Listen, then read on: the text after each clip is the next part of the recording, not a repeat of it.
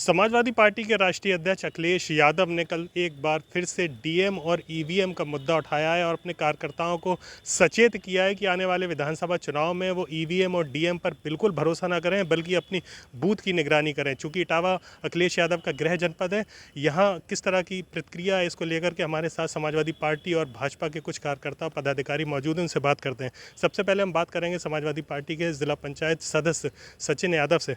सचिन जी, कल जो आपके राष्ट्रीय अध्यक्ष ने बात कही है ईवीएम और डीएम पे भरोसा नहीं, क्यों कहना पड़ा ये चुनाव से ठीक पहले? समाजवादी पार्टी के राष्ट्रीय अध्यक्ष आदरणीय अखिलेश यादव जी ने जो कहा है वो कहीं ना कहीं पिछले चुनाव में देखने को मिला है। और लगातार जिस प्रकार से शासन और सत्ता के दबाव में डीएम हो या फिर चुनाव आयोग हो, जब आपने देखा होगा पिछले चुनाव में ये प्रधानमंत्री जी की रैली चल रही थी, तो प्रधानमंत्री जी की रैली के बाद चुनाव आयोग ने आचार संहिता लागू की।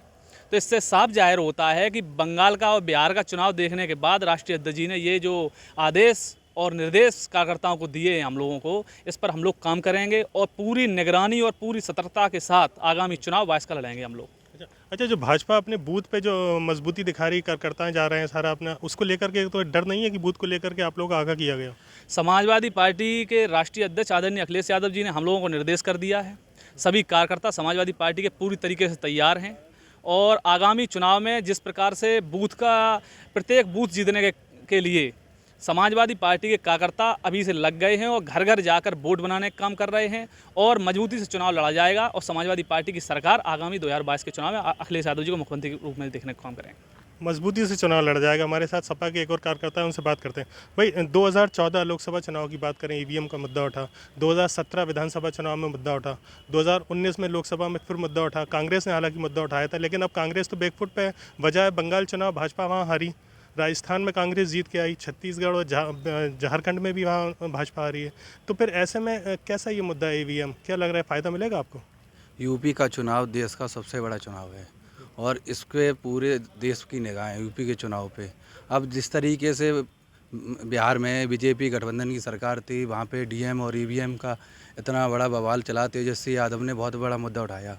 उसके बाद पश्चिम बंगाल में वहाँ पे ममता बनर्जी सरकार थी, ममता बनर्जी ने शेरनी की तरह चुनाव लड़ा, ताकि बाद वहाँ पे चुनाव जीत पाई। यही बात हमारे राष्ट्रीय अध्यक्ष जी ने हम लोगों को आह्वान किया है कि हम लोग बूथ लेवल पे जाके हम लोगों को देखना है कि भाजपा कार्यकर्ता फर्जी वोट न बनाएं। फर्जी वोट के साथ साथ फर्जी प्रचार भी करते हैं, क्योंकि राष्ट्रीय अध्यक्ष जी ने कहा हमारे ने कि फर्जी प्रचार बहुत करते हैं सोशल मीडिया पे। इन सबको हम लोगों को जवाब देना है। इसीलिए राष्ट्रीय अध्यक्ष जी ने कहा है डीएम और ईवीएम से हम लोगों को बच के रहना। और हम लोग पूरा यूथ, हमारा चारों यूथ समाजवादी पार्टी के पूरे सतर्क हैं और हम लोग घर घर जाके बूथ अभियान चला रहे हैं और 2022 में अखिलेश जी की सरकार बनाने का पूरा संकल्प ले लिया हम लोगों ने। एक और सपा कार्यकर्ता हमारे साथ हैं। भाई, ईवीएम में अगर गड़बड़ होती तो बंगाल चुनाव बीजेपी जीती, राजस्थान में भी भाजपा जीत के आती है, तो ये मुद्दा कितना काम आएगा कि क्यों ईवीएम का जिन बार बार निकल के आ रहा है? देखिए, ये भाजपा सरकार है, जुमलों की सरकार है और ये लोग कोशिश तो उन्होंने पूरी करी थी बंगाल में और बिहार में ये कामयाबी पा गए, लेकिन बंगाल में ये कामयाबी नहीं पा पाए। वही तो बात है, अगर ईवीएम गड़बड़ होती तो बंगाल चुनाव जो प्रेस्टीज इशू बना था भाजपा के लिए, वहाँ नहीं जीता था वो। नहीं, इन्होंने पूरी कोशिश करी थी ना, लेकिन कुछ मायनों में ये फेल हो गई। और उधर की जो ममता बनर्जी हैं, उन्होंने अपना पूरा जोर शोर से अपनी पूरी मेहनत से चुनाव लड़ा, जिसमें इन लोगों को कामयाबी हासिल नहीं हो सकी। ये इनका विफलता का कारण रहा और ये लोग तो केवल जुमलेबाजी की बातें करते हैं। कोई भी काम इनका धरातल पर नहीं रहता है, केवल जुमलेबाजी और जुमलेबाजी का काम ये लोग करते हैं।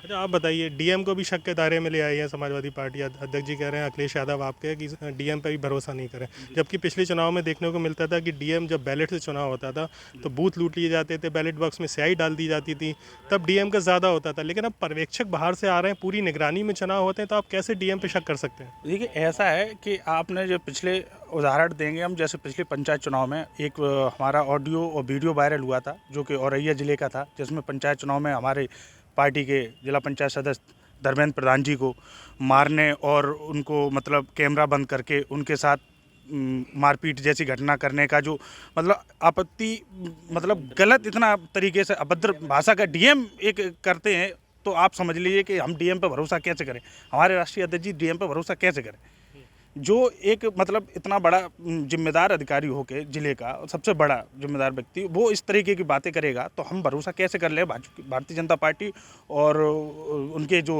जिलाधिकारी जितने यदा कदा एक आध अगर जिले का आ जाता है वो भी वायरल वीडियो तक किस तरह का उसमें आवाज़ एडिट किया गया कुछ, वो तो एक शक के दायरे में है वो। नहीं, आप वहाँ का छोड़िए, चलिए आप यहाँ इटावा से हमारे जो बड़पड़ा ब्लॉक का जो अब ब्लॉक प्रमुखी का चुनाव था, आपने वहाँ देखा एसडीएम सदर जो हमारे सिद्धार्थ जी हैं, उन्होंने और लोगों को मिल के जो नहीं ऐसे आप किसी पे आरोप नहीं उठा सकते, आपके पास कोई एविडेंस हो अगर एसडीएम की तो आप बात करिए। एविडेंस है ना, आपने वो भी वीडियो वायरल हुआ था, एसपी सिटी ने खुद अपने स्टेटमेंट दिया था जिसमें मुकदमा भी पंजीकृत हुआ बीजेपी के वरिष्ठ नेता हैं बिमल भदौरिया जी पर, ठीक है। उसमें भी आपने देखा होगा एसपी सिटी खुद कह रहे हैं कि मेरे ऊपर थप्पड़ मारा और मतलब थप्पड़ मारा और काफ़ी प्रयास किया हमें भगाने का।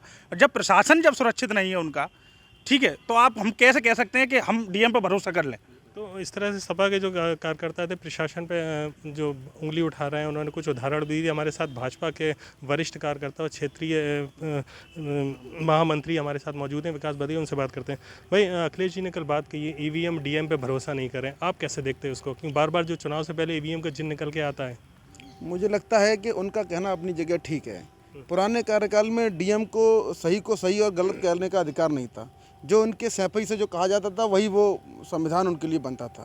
तो आज की तारीख में हमारी सरकार में डीएम सही को सही और गलत को गलत कहते हैं। ये लोग सिर्फ गलत को सही कहलवाना जानते थे।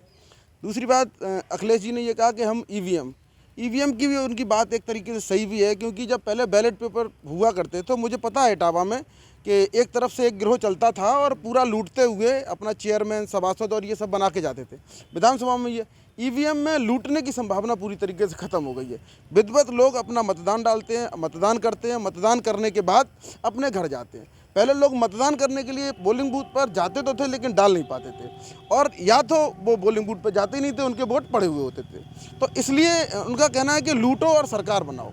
हमारे योगी जी का कहना है कि हम हर आदमी को सुरक्षा भी देंगे, हर आदमी को मतदान का अधिकार भी देंगे, और उनका जो होगा उसको हम स्वीकार करेंगे। यूपी में कुछ चुनाव हुए हैं जो बैलेट से हुए हैं। अगर एमएलसी चुनाव की बात करें, अभी जो पंचायत चुनाव हुए उसमें जो नतीजे आए थे वो भाजपा के खिलाफ आए थे, यानी कि जो ज़मीनी हकीकत है, जो लोग हैं जुड़े हुए वो बैलेट से सपा को ही वोट देते हैं। क्योंकि बनारस में भी चुनाव हुआ एमएलसी का, प्रयागराज की बात करें वहाँ भी एमएलसी सपा के चुन के आए। नहीं, ऐसा नहीं है। हम कह रहे हैं कि जो जनता का जो निर्णय हमको वो स्वीकार है। जनता ने उस प्रत्याशी को या उस समय हमको वोट नहीं दिया, हमको स्वीकार है, हम उनके मतदान का स्वीकार करते हैं। लेकिन आज की तारीख में पूरे उत्तर प्रदेश में जो माहौल है वो केवल भारतीय जनता पार्टी के पक्ष में। और मुझे लगता है पिछली बार हमारी 325 सीटें आई थी, अब की बार 325 से भी ज़्यादा आएंगी, क्योंकि लोग योगी जी के काम से, सरकार से, मोदी जी के काम से और सरकार से बहुत खुश हैं। और निश्चित तौर से आप मानिए कि अब की बार हमारे पास 350 सीटों के साथ उत्तर प्रदेश में 2022 में सरकार बनाएंगे। 350 से ज़्यादा सीटें आई। हमारे साथ पंकज कुशवाहा जी हैं, भाजपा के वरिष्ठ कार्यकर्ता, उनसे बात करते हैं। भाई अगर बैलेट से चुनाव हो, ईवीएम से होगा, अगर बैलेट से होता है तो 350 आएंगी आपके पास सीटें? बिल्कुल आएंगी, बिल्कुल। इस समय जो काम किया है पार्टी ने, उससे पब्लिक इतनी प्रसन्न है, चाहे आप बैलेट से कराइए चाहे ईवीएम से कराइए। अब लूट नहीं होगी जो पहले सरकारों में लूट होती थी। चाहे आप बैलेट से करा लीजिए, पब्लिक हमारे साथ है, वो हमें वोट दे रही है और हमें स्पष्ट बहुमत की सरकार बनाने के लिए दे रही है। सपा कह रही है कि पब्लिक साथ है, साथ में प्रशासन भी साथ है। प्रशासन की कितना मदद मिलता है जिस तरह से उंगली उठाई जा रही है डीएम के ऊपर? ये सब गलतियां हैं जो पहले की सरकारें जैसी होती रहती थी, जो अपने हिसाब से एक आईएएस ऑफिसर को चलाते थे। आईएएस बनने के लिए बहुत पढ़ना पड़ता है। अगर इस तरह के हम लोग जैसे लोग अगर आईएएस के ऊपर उंगली उठाने लगें तो ये एक बहुत बड़ा भद्दा मजाक होगा। हम तो सोच भी नहीं सकते कि आईएएस कैसे बनते हैं, उसका मतलब एंट्रेंस कैसे देता है। आईएएस पूरा देश चलाते हैं, उन्हीं के माध्यम से चलता है। तो ये बहुत मुझे नहीं लगता कि जो राष्ट्रीय अध्यक्ष जी कह रहे हैं समाजवादी पार्टी के, डीएम पे संदेह करना मेरे ख्याल से बहुत गलत होगा। तो जिस तरह से हमारे साथ यहाँ भाजपा सपा के कार्यकर्ता थे, भाजपा कह रहे हैं कि ईवीएम पे और डीएम पे उंगली उठाना गलत होगा। वहीं समाजवादी पार्टी के लोगों ने जो बातें बताई, जिस तरह उन्होंने बताया कि यहाँ शासन प्रशासन के द्वारा जो घोलमाल की गई, पंचायत चुनाव की भी अगर बात की जाए पूरे प्रदेश में भी हुआ, उसको लेकर के कहीं ना कहीं जो अखिलेश यादव ने सवाल उठाए वो कहीं ना कहीं पूरी तरह से लाजमी है। मोहम्मद फारिक, एबीपी गंगा, इटावा। एबीपी गंगा, खबर आपकी, जुबान आपकी।